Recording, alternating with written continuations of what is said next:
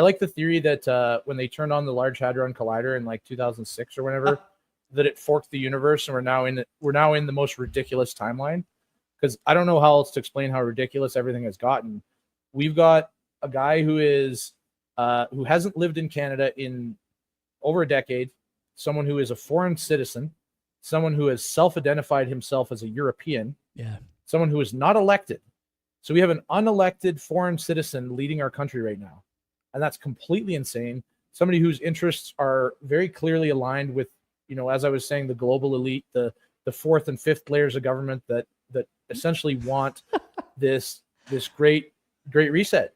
They want a single government, a single world currency. They have a very totalitarian view of the world, wherein essentially what they believe is that as the smartest people in the room, which they think they are, they're very much at the top of the bell curve, but these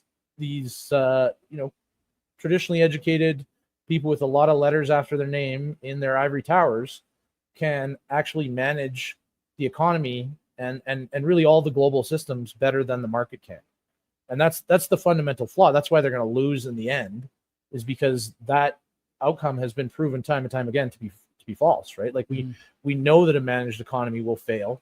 We know that humans can't really conceive a system as complicated as a market, as complicated as the climate, an ecosystem, the ocean, even a river. Try and come up with a mathematical model that describes a river. Like, you can't.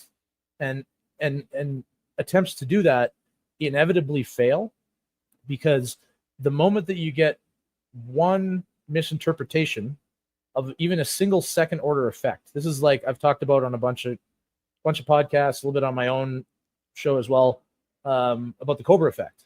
It's this idea that humans can take in every detail that we might need to make a decision, and then all we need to do is be smart enough and we'll make the right decision.